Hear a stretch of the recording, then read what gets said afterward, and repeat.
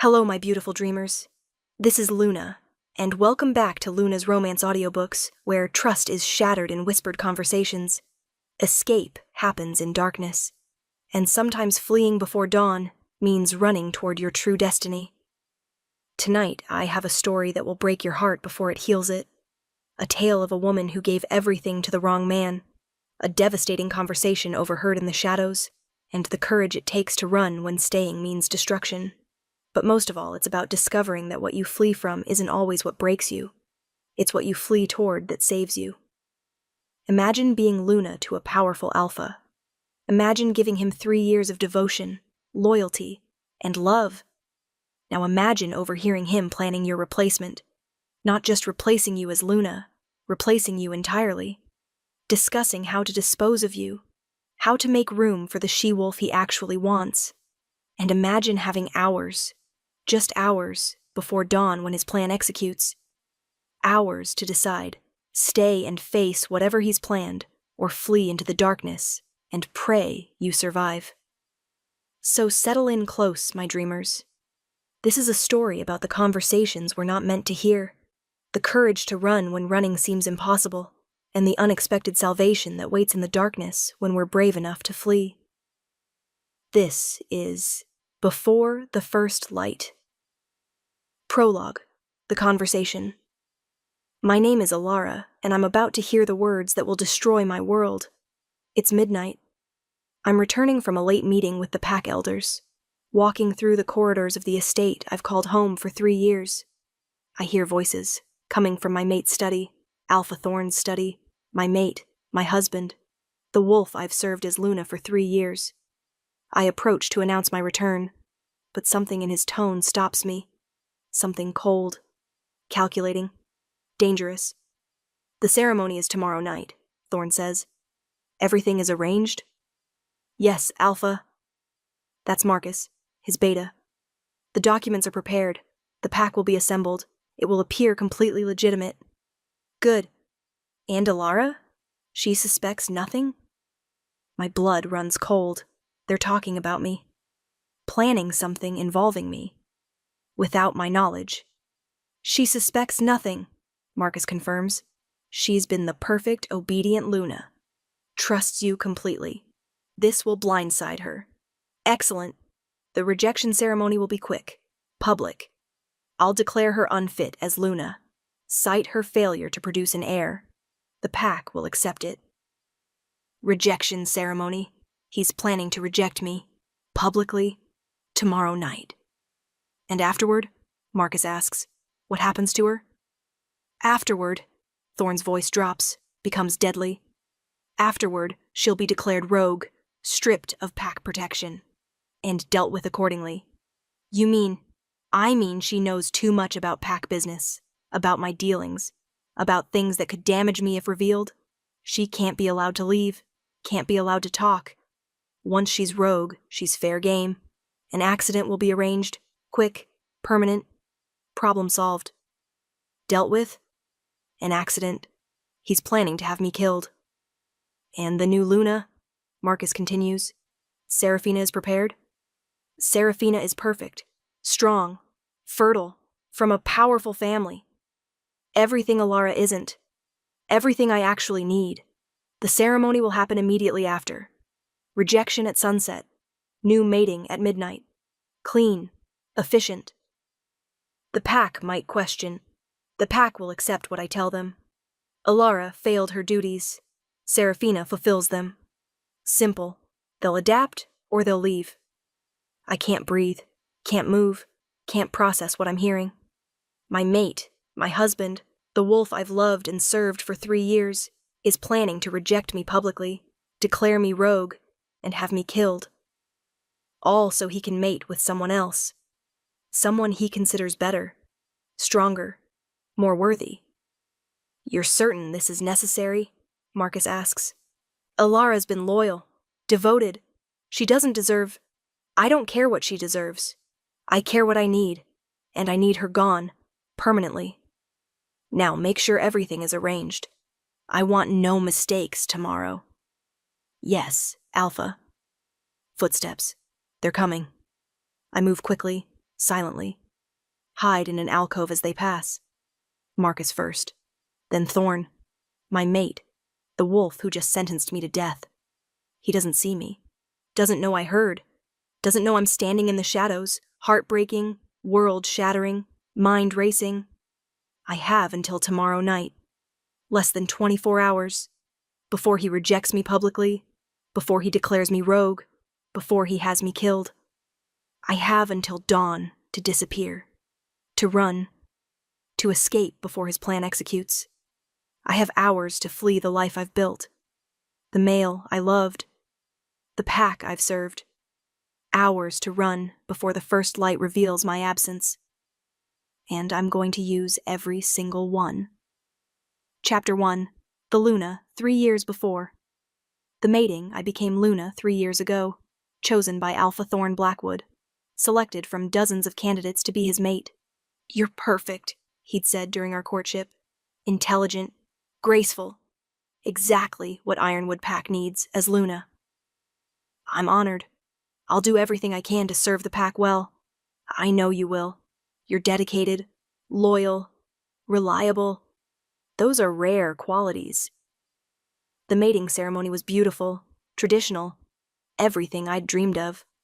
I, Thorn Blackwood, Alpha of Ironwood Pack, take you, Alara Moonstone, as my mate, my Luna, my partner in leading this pack. I, Alara Moonstone, take you, Thorn Blackwood, as my mate, my Alpha, my partner in all things. The bond formed, not fated, just chosen, but strong, binding, meant to be permanent. You're mine now, Thorn said after the ceremony. My Luna, my responsibility, my asset. Asset. An odd word, but I dismissed it, focused on the joy, the honor, the future. The first year was perfect, or so I thought.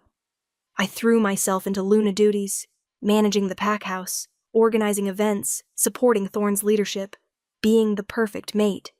You're doing well, Thorn would say. The pack approves of you. You're fulfilling your role adequately. Adequately. Not excellently. Not wonderfully. Adequately. Is there something I should improve? I'd ask. Just keep doing what you're doing. Be present. Be useful. Don't cause problems. I didn't cause problems. I was the perfect Luna. Supportive, obedient, dedicated. Everything he supposedly wanted. You're so lucky, other she-wolves would say. Mated to the Alpha. Living in luxury. Being Luna. I am lucky. Thorn is a good mate. A strong Alpha. I'm grateful. But something felt off. Thorn was distant, detached. He treated me like an employee, not a mate, like I was fulfilling a function, not building a partnership. Do you love me? I asked one night, needing reassurance. Love? That's irrelevant. We're mated. We fulfill our roles. That's what matters. But do you care about me? As myself? As Alara? I care that you're an effective Luna, that you represent the pack well, that you fulfill your duties. Isn't that enough? It should have been a warning. Should have shown me what he really thought. But I made excuses, told myself he was just practical, focused on pack duties, not emotionally expressive. I convinced myself it was enough. The second year, too, was when things started changing. Subtle things at first. We need an heir, Thorn announced one evening. You've been Luna for a year. It's time. I agree. I'm ready when you are. Good. We'll begin trying. The pack needs to see continuity. An heir ensures stability. He spoke about having children like it was a business transaction, not creating a family, creating continuity, ensuring stability. We tried for months. Nothing happened. You're not conceiving, Thorn said, frustrated. Why not? I don't know. Maybe we should see the pack healer. I've already seen her. I'm fine. Perfectly fertile. The problem is you. The pack healer examined me, found nothing wrong. Sometimes these things take time. There's no medical reason you can't conceive. Just keep trying. But Thorn's attitude changed. He became colder, more critical, more distant. You have one job as Luna, one primary function, and you're failing it. I'm trying. Trying isn't enough. The pack expects an heir, expects proof our lineage continues. Your failure reflects poorly on both of us. The healer said there's nothing wrong. Then try harder. Because if you can't fulfill this basic function, I'll find someone who can. The threat was clear. Produce an heir or be replaced. I tried harder, desperate, terrified, but nothing worked. You're broken, Thorn said after a year of trying. Defective. Useless. The words destroyed me. But I kept trying, kept hoping, kept believing he'd change his mind, that he'd value me for more than just producing children. I was so naive. The third year, year 3, was when I started noticing her. Seraphina, a she-wolf from a visiting pack. Who is she? I asked, seeing Thorn talking with her at a gathering. Seraphina Nightshade, from the Crescent Moon pack. Her father is Alpha there. She's visiting to discuss alliance matters. She seems very friendly with you. She's intelligent, well-connected, useful for pack politics. Don't be jealous, Alara. It's unbecoming. But I was jealous, because Thorn looked at Seraphina the way he'd never looked at me, with interest, appreciation, desire. She's beautiful, I mentioned to Marcus one day. Very, and fertile. She has 3 younger siblings, comes from a strong bloodline. Why are you telling me this? No reason, just making conversation. But it wasn't just conversation. It was a message. Seraphina was everything I wasn't. Fertile, from a powerful family, able to give Thorn what I couldn't. Seraphina will be staying with us, Thorn announced, indefinitely, for alliance purposes. She's living here, in our home, in the guest wing. Is that a problem? It feels inappropriate. Your feelings are noted and dismissed. She's staying. She's valuable to pack interests. Deal with it. And she stayed. For months. Always around Thorn. Always laughing with him. Always being everything I wasn't. You should be worried, one of the pack she-wolves whispered to me. He looks at her differently than he looks at you. He's my mate. He's an alpha. And you failed to give him an heir. That makes you replaceable. Seraphina is younger, fertile, from a better family. If I were you, I'd be very worried. I was worried. Terrified. But I didn't know what to do. Didn't know how to compete with someone who was everything I supposedly wasn't. 3 months ago, the distance.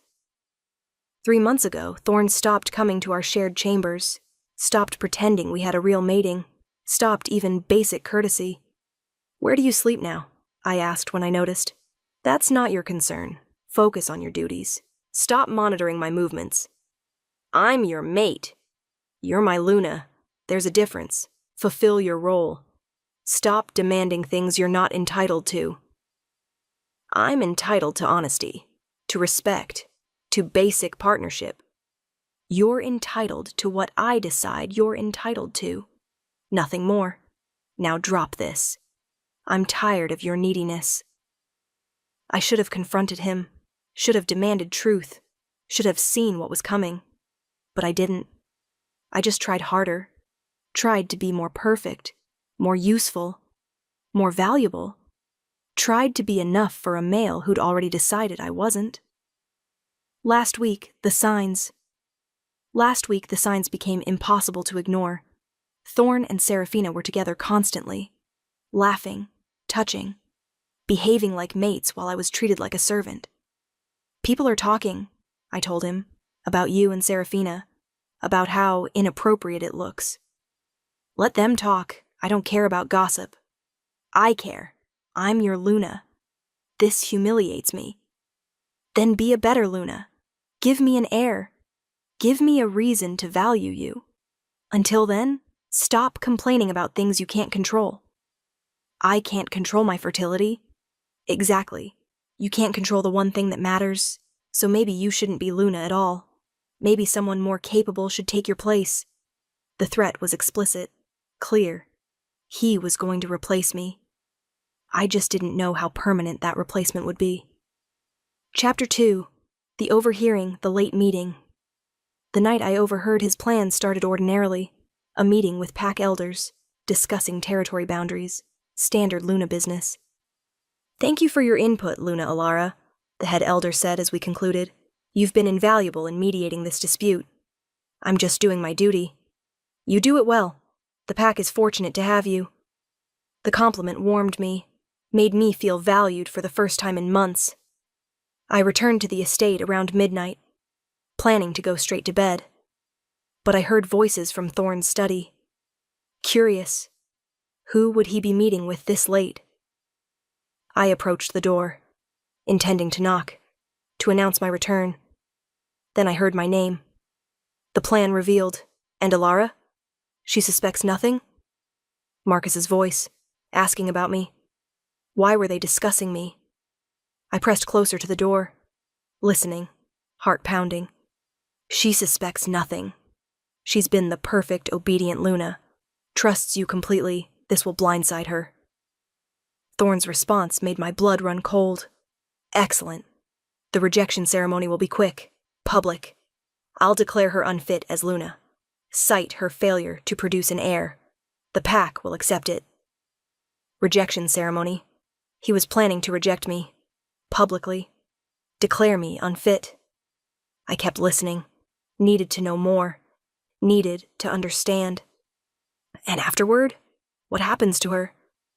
Afterward, she'll be declared rogue, stripped of pack protection, and dealt with accordingly. Dealt with, the casual way he said it, like I was a problem to eliminate, a loose end to tie up. I mean she knows too much about pack business, about my dealings, about things that could damage me if revealed. She can't be allowed to leave, can't be allowed to talk. Once she's rogue, she's fair game.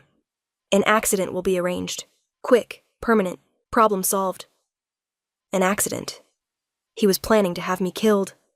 My mate, the wolf I'd given 3 years of my life to, was planning my murder. And the new Luna? Serafina is prepared? Serafina is perfect, strong, fertile, from a powerful family.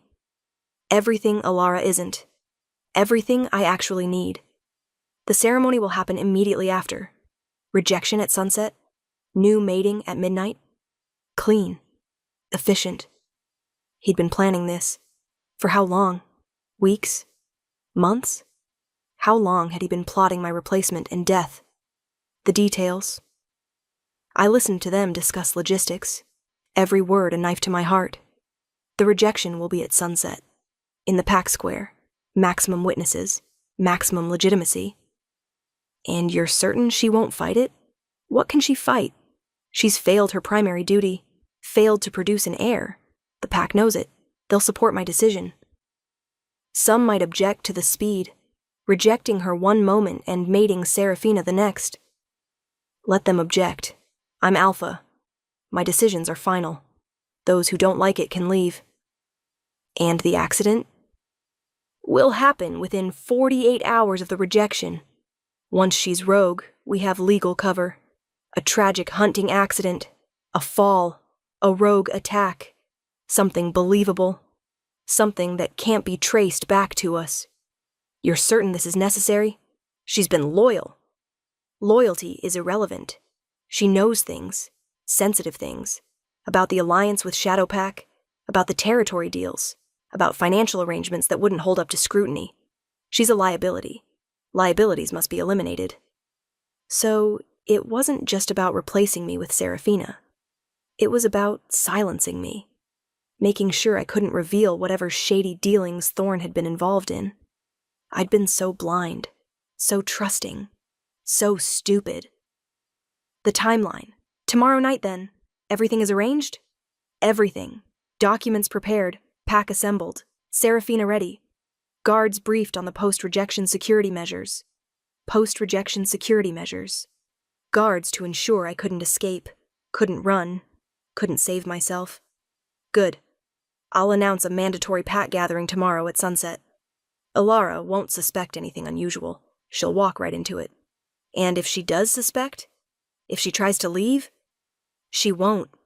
She's too obedient, too devoted, too desperate for my approval. She'll come to the gathering hoping for acknowledgement. Instead, she'll get rejection and condemnation. They were so confident, so certain I'd walk into my own destruction like a lamb to slaughter. One more thing, Marcus said. What about her family? The Moonstones will object to her being killed. The Moonstones disowned her when she mated me. Said she was pack property now. They won't interfere. No one will. Alara is alone, unprotected. Perfect target. Perfect target, that's what I'd become.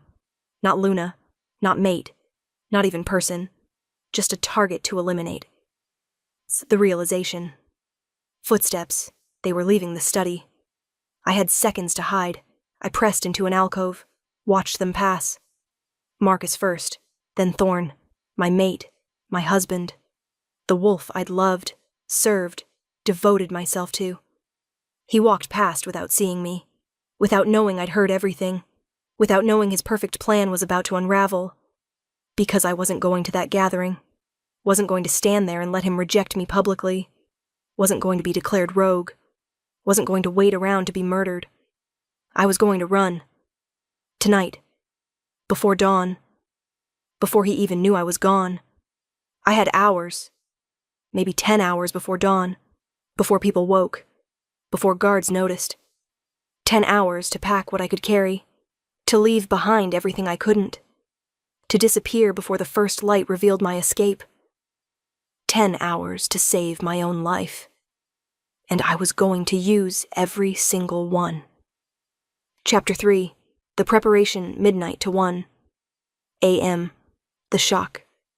I stood in that alcove for minutes, maybe hours, couldn't move, couldn't process, couldn't breathe through the betrayal. 3 years. 3 years of devotion, of service, of trying to be the perfect Luna. And he'd been planning my murder. Finally, my survival instinct kicked in.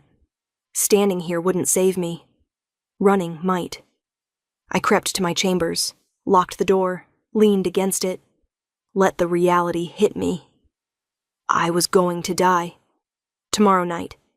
If I stayed, if I attended that gathering, if I let Thorn execute his plan, unless I ran, unless I disappeared, unless I fled before the first light. 1 a.m. to 2 a.m., the planning. I forced myself to think, to plan, to strategize. What could I take? Not much. Had to travel light. Had to move fast. Money. I had my personal accounts. Not much, but enough. I transferred everything to an untraceable account. Made it accessible only to me. Documents. I gathered my identification, birth certificate, any proof of who I was before I became Luna. Clothing, practical clothes, dark colors. Designed for travel, not luxury. Weapons. A silver knife. Small but effective. For protection. Food. Whatever non-perishable items I could carry. Medicine. Basic first aid. Painkillers. Anything that might help.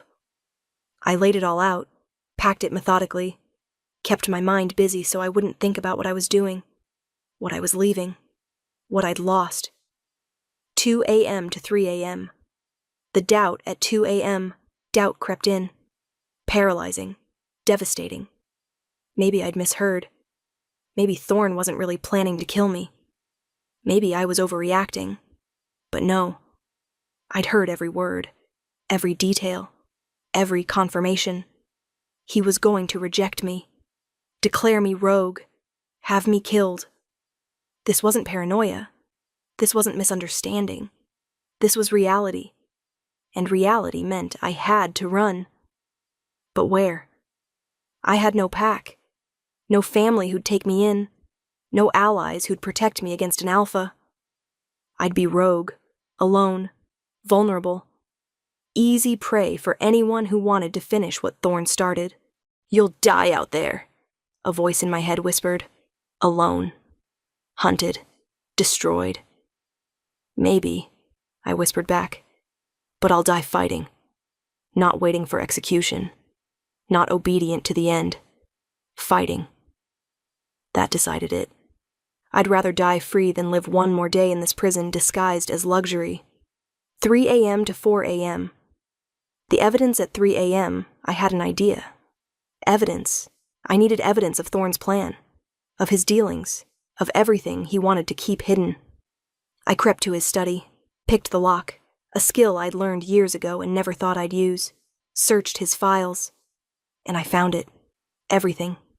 Documents detailing illegal territory deals, alliance agreements that violated pack law, financial records showing embezzlement, proof of everything Thorne wanted hidden. I photographed everything, saved it to an encrypted drive, multiple copies, hidden in different places. Insurance, I muttered. If you come after me, Thorne, this goes public, all of it. You'll be destroyed. It wasn't much protection, but it was something. Leverage, a reason for him to let me go instead of hunting me. 4 a.m. to 5 a.m. The letters at 4 a.m. I wrote letters, 3 of them, to be delivered after I was gone. The first to Marcus. I know what you planned. I heard everything.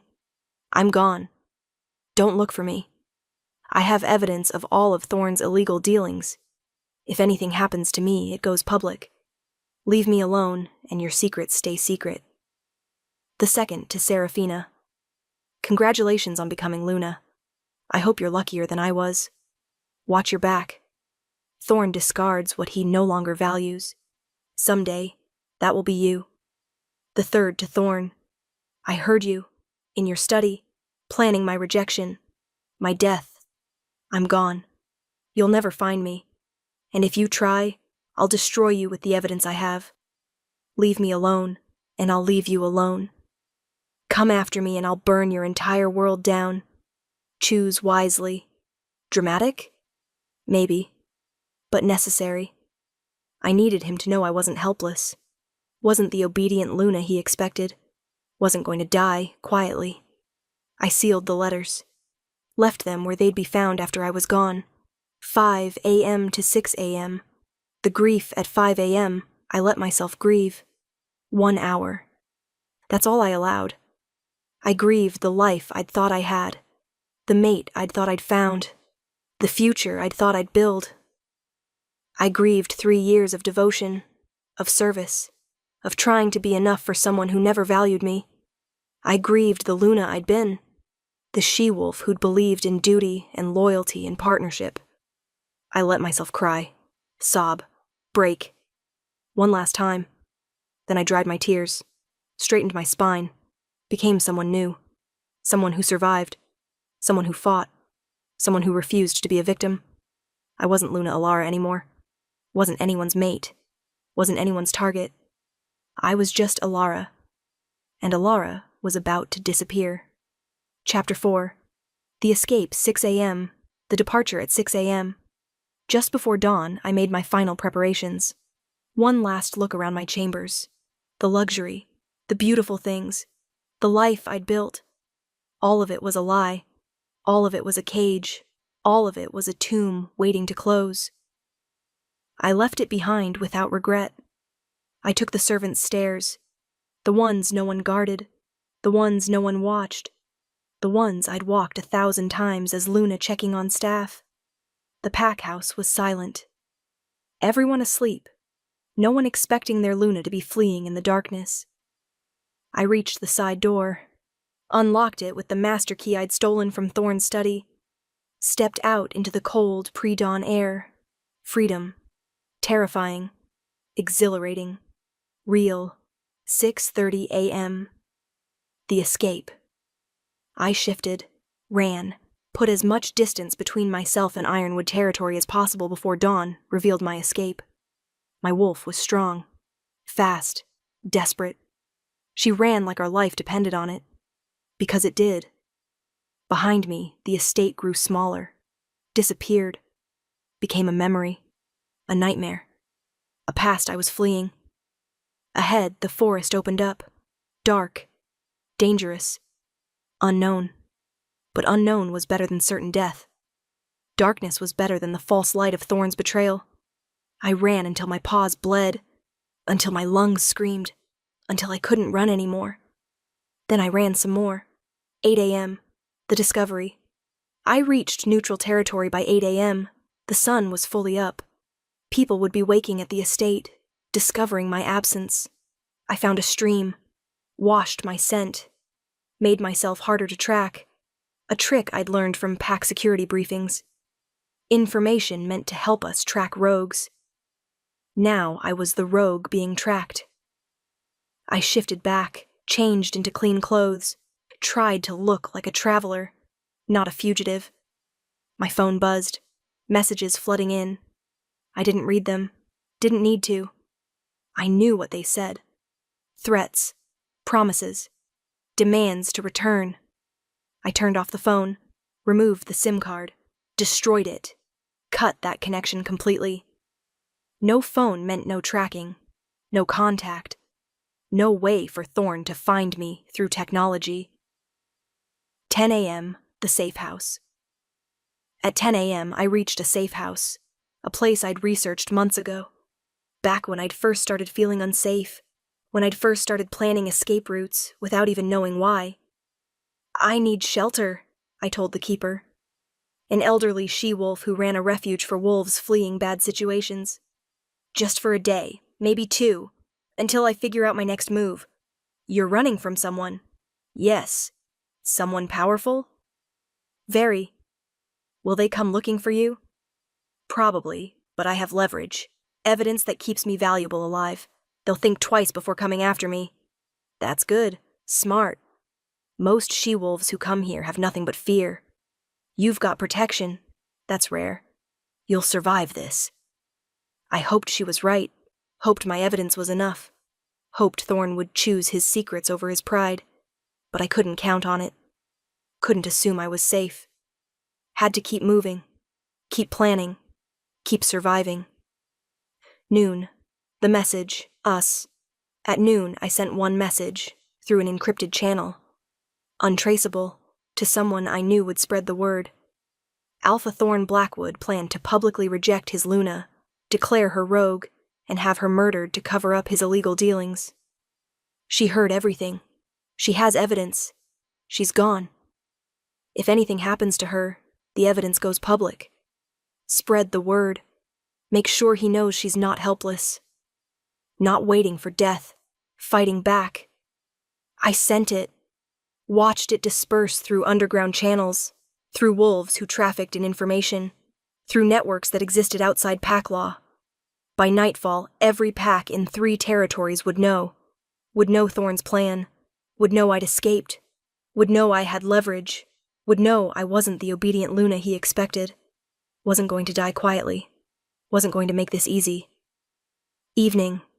The response by evening. Responses came, through the same underground channels. Messages from wolves I'd never met but who'd heard my story. Safe houses available in the Western Territories. Contact me. I can provide false identification, new identity, fresh start, protection offered. No questions asked. Location provided if needed. The wolf community, the part that existed outside pack politics, was rallying. Offering help, offering escape, offering survival. Why are they helping me? I asked the safe housekeeper. Because you fought back. Because you didn't accept your fate. Because you escaped instead of submitting. That's rare, powerful, worth supporting. I just ran. That's not powerful. That's survival. Survival is power, especially for she-wolves. You survived a male who planned your death. You escaped a trap set by an alpha. You're fighting instead of dying. That's the most powerful thing you could do. Maybe she was right. Maybe survival was power. Maybe fleeing before the first light was the bravest thing I'd ever done. Chapter 5. The Hunt. Thorne's Perspective. Morning. The Discovery. I discovered Alara's absence at 8 a.m., went to her chambers to finalize details for tonight's gathering. Found them empty, stripped of personal items. abandoned. "Where is she?" I demanded of the servants. "We don't know, Alpha. We haven't seen Luna Alara since late last night." "Find her. Now, search the entire estate." They searched. Found nothing. She was gone. Disappeared. Fled. "How did she know?" Marcus asked when we convened in my study. "How did she know to run?" "She must have overheard, last night, when we were discussing the plan." "Impossible. The door was closed. We were careful, clearly not careful enough. She heard. She ran. Now she's gone, and tonight's plan is destroyed. We can still proceed, reject her in absentia, declare her rogue, and look like a fool? An alpha whose mate fled before his rejection ceremony? That's not strength. That's humiliation." The letters. We found the letters at 9 a.m., 3 of them, sealed, addressed. I opened mine, read it, felt rage building with every word. "I heard you, in your study, planning my rejection, my death. I'm gone. You'll never find me. And if you try, I'll destroy you with the evidence I have. Leave me alone, and I'll leave you alone. Come after me, and I'll burn your entire world down. Choose wisely. Evidence." She had evidence. Of what? My dealings? My alliances? Everything I'd been hiding? "What evidence?" Marcus asked, reading over my shoulder. "I don't know. But if she's been collecting it, if she has proof of the Shadowpack alliance, the territory deals, the financial arrangements..." I couldn't finish. "She could destroy us." "Exactly, which means we can't just hunt her down, can't eliminate her without ensuring the evidence is destroyed first. So what do? We find her, carefully, quietly. We recover the evidence, then we eliminate her, in that order. The search. I mobilized search parties immediately, sent trackers, hunters, my best wolves. Find her, bring her back, alive. I need to know what evidence she has, where it's stored. Then we'll deal with her."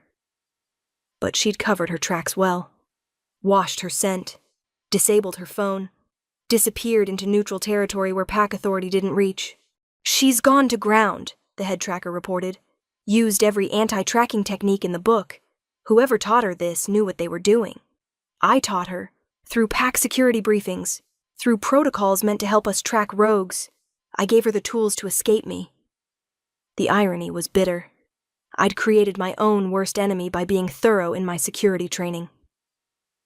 The message. At 2 p.m., a message spread through interpack networks. Anonymous, untraceable, devastating. Alpha Thorn Blackwood planned to publicly reject his Luna, declare her rogue, and have her murdered to cover up his illegal dealings. She heard everything. She has evidence. She's gone. If anything happens to her, the evidence goes public.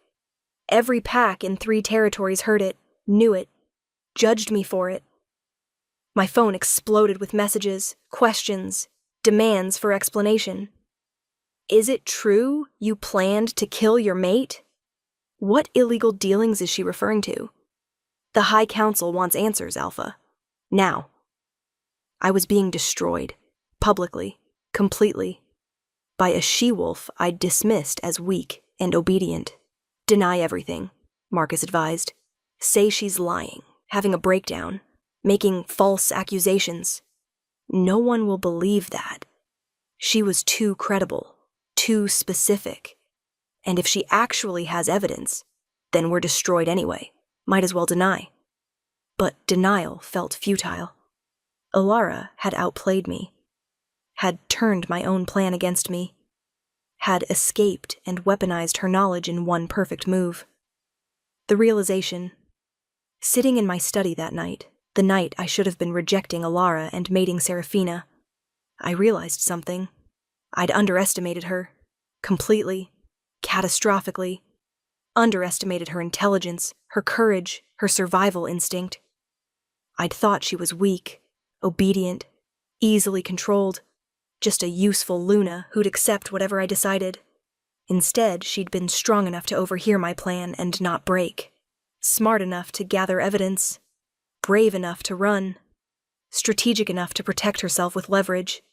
She'd outmaneuvered me, an alpha with years of experience, outmaneuvered by the mate I'd dismissed as worthless. We need to find her, I told Marcus. Not to kill her, to negotiate. Negotiate? If we can't eliminate her safely, we make a deal. She keeps her evidence private. We leave her alone, clean break, both sides protected. You think she'll agree? She doesn't want to destroy me. She wants to survive. We can both get what we want, if I'm smart enough to offer it. But finding her to negotiate proved impossible. She'd disappeared completely, gone to ground in a network I couldn't penetrate, protected by wolves I couldn't threaten. Alara was gone, and I was left dealing with the wreckage she'd left behind. Chapter 6. The New Life, 6 months later. The fresh start. 6 months after fleeing, I'd built a new life, in the Western Territories, under a new identity, as someone completely different from Luna Alara. You're doing well, my employer said. I worked at a bookstore now, quiet, peaceful, anonymous. You're reliable, dedicated, exactly what we need. Thank you, I appreciate the opportunity. Can I ask, what brings a she-wolf like you to this remote town? You seem educated, cultured, like you came from somewhere important. I did. I left. Now I'm here. That's all that matters. She didn't push. In the Western Territories, people respected privacy, respected that wolves came here to escape, to restart, to survive. I lived simply, worked hard, kept to myself. No one knew who I was. No one knew what I'd been. No one knew I was the Luna who'd fled an Alpha's murderous plot. I was just Lara, bookstore worker, quiet she-wolf. Nobody important. It was perfect. The peace, for the first time in 3 years, I was at peace. No thorn, no pressure, no performance. No trying to be perfect for someone who'd never value me. I read, walked, existed. Simple pleasures I'd never had time for as Luna. You seem content, my landlady observed, like you've found what you were looking for. I found myself. That's more than I expected. Running from something bad? Running from someone who wanted to destroy me. I escaped. I survived. I'm rebuilding. Good for you. Most she-wolves who run don't make it. They get caught, dragged back, destroyed. You're strong. You'll thrive here. I hoped she was right. Hoped I could build a life here. Hoped Thorn would keep the implicit bargain. Leave me alone, and I'd leave him alone. So far, he had. No hunters, no trackers. No attempts to find me. Either he'd accepted the bargain, or he couldn't find me. Either way, I was safe, for now. The visitor. The visitor arrived on a Tuesday, 6 months to the day after I'd fled. Tall, dark-haired, dangerous. An alpha by the power radiating from him. He entered my bookstore, looked around, found me. Lara? He asked. Yes. Can I help you? I'm looking for someone. A she-wolf, former Luna, fled her pack 6 months ago. I think you might be her. My blood ran cold. I don't know what you're talking about. Your name is Alara. You were mated to Alpha Thorn Blackwood. You overheard his plan to reject and kill you. You fled before the first light. You have evidence of his illegal dealings. Am I wrong? Who are you? My name is Kale. I'm Alpha of the Shadow Ridge Pack. I'm not here to harm you. I'm here to offer protection. Why would you offer me protection? Because I'm Thorn's enemy, have been for years. And the enemy of my enemy is my ally, also. His amber eyes held mine. Because what you did, escaping him, outmaneuvering him, protecting yourself, that takes courage, strength, intelligence, qualities I value, qualities I'd like to protect. I don't need protection. I'm fine on my own. Are you? Thorn hasn't stopped looking for you. He's just being subtle. Eventually, he'll find you. When he does, you'll need allies. I'm offering to be one. In exchange for what? Your evidence, not to destroy it, to use it, against Thorn, legally, strategically, to bring him down through proper channels, not murder. Help me destroy him. I'll protect you while we do it. It was tempting. So tempting. The chance to actually fight back, to destroy Thorn instead of just hiding from him. But it was also dangerous. Aligning with Thorn's enemy meant becoming a target again, meant giving up my peace, meant risking everything. I need to think about it. Take your time. But Alara? He pulled out a card. When Thorn finds you, and he will eventually, call me. I'll come. I'll protect you. You don't have to fight alone. He left, and I stood there holding his card, wondering if surviving meant hiding forever or fighting back. Epilogue. 1 year later. 1 year after fleeing, I stood in High Council chambers, testifying against Thorn, presenting my evidence, watching him face consequences. The evidence shows illegal territory deals, alliance violations, embezzlement, and conspiracy to commit murder, the Council Alpha pronounced. Alpha Thorn Blackwood, you are hereby stripped of your position, banned from holding pack authority. Your assets are frozen. You face criminal prosecution. Thorn stared at me across the chamber. Hatred, rage, defeat. You did this, he snarled. You destroyed me. No, you destroyed yourself. I just survived it. And then I decided surviving wasn't enough. I decided to fight back, to make sure you could never do this to anyone else. Kale stood beside me. True to his word, he'd protected me, helped me build the case, ensured I was safe while bringing Thorn down. You were brave, Kale said after the hearing. Braver than most wolves would be. You could have stayed hidden, stayed safe. Instead, you fought. I got tired of hiding, tired of letting him win, tired of being afraid. What will you do now? Now that he's destroyed? Now that you're free? I don't know. I've been running or fighting for so long. I don't know how to just exist, be normal, live without fear. Then let me show you. Stay in Shadow Ridge. Join my pack. Not as a replacement for what you lost. As something new. Something better. Something chosen instead of forced. Are you asking me to be your Luna? I'm asking you to be yourself. To heal. To build a life on your terms. If that eventually leads to being Luna, great. If not, also great. I just want you to be free. To choose. To live without fear. Looking at him, at the Alpha who'd protected me, believed in me, supported me, I made a choice. Not because I had to. Not because I was trapped. Not because I had no other options. Because I wanted to. Okay, I'll stay. I'll join your pack. I'll build something new. With you. If you'll have me. I'll have you. Exactly as you are. Survivor. Fighter. She-wolf who fled before the first light and became stronger for it. And that's what I did. I stayed. I healed. I built a life I chose instead of one I'd been forced into. I became Kale's Luna. Not because I had to. Because I wanted to. Because he valued me, protected me, loved me for exactly who I was. Thorn had tried to destroy me. Instead, he'd freed me. Fleeing before the first light had been the bravest thing I'd ever done. And building a new life afterward? That was even braver. Sometimes running is the strongest choice. Sometimes fleeing saves you.